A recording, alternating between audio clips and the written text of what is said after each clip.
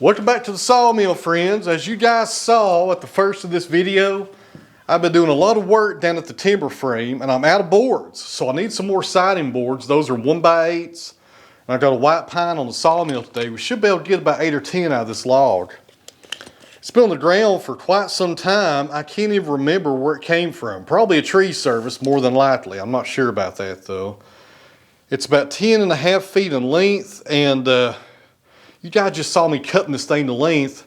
I made the mistake right there. I knew it was going to happen. But when you put a log on your forks, make sure it's centered in the middle, especially if you're going to cut about 1 foot off the end of it. Because if you don't do that, like I didn't do a few minutes ago, the log will teeter on you and that could be dangerous. I knew it was going to happen. I kind of stepped back just a little bit as I was finishing that cut. I'll be careful on stuff like that. But this is Eastern White Pine, a very stable wood. And the reason I'm showing this to you guys today is because I got a new attachment, or not really an attachment, I guess. It's a new tool that I'm going to use at the sawmill today for the first time. And if it works good, and I think it will, it might help you guys out there that are using sawmills. What are you doing, Simon? Act like you own the place.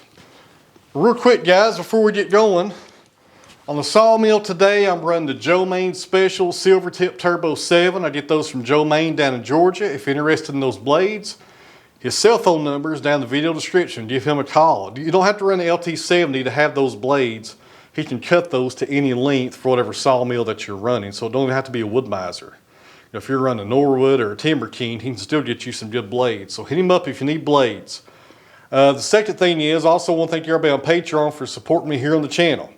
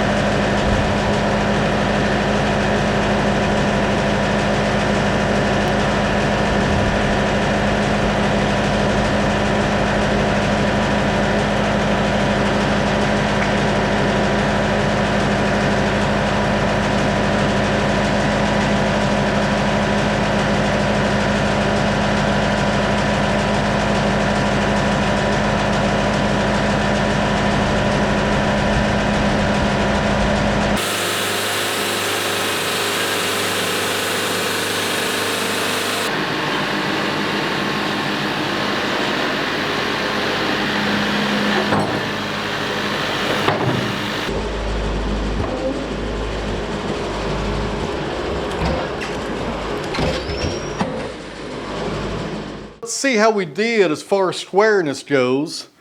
I'm sure you guys saw this in the video. This right here is the new jig that I'm using. It pretty much holds up a framing square. And if you're a one-man operation like I am, it makes it a lot easier to make sure that you're square to the sawmill bed when you're making your cuts. That's really nice, guys. I was able to set that on the bed and make my adjustments with my hydraulics back here at the remote station or the command control, and made it so easy. Didn't have to run back and forth as much. This was really nice. Well worth it. So let's see how square that it is, though. Because I've never used this before, and I was kind of looking at a distance to make sure I was lining up, and it's perfect. Don't get no better than that right there, guys. That is nice right there. A little disclaimer here, guys. These were sent to me to try out for the sawmill. I didn't pay for them, but this is not a sponsored video. He just wanted me to try these out and tell you guys what I think, and I like them. I tell you, I would really encourage you to buy some of these if you're like me and you're trying to run back and forth to check your squareness. It really saves you some time. There's a link down below to their website. The name of this is, here we go. My Tennessee accent will come through on this one. Is it a squid jig? S-Q-U-I jig. I don't know if the I is silent at all. Who knows? But there's a link down below. You can go kind of try to say it yourself maybe. But it's a really nice tool. I don't get nothing from those guys if you buy one or anything like that. This isn't a paid endorsement or nothing like that. But I was hoping it would work like we thought it would, and it does. So if you sawyers out there, you may want to pick one of these up or this set. I think it comes in two, and it may save you some time.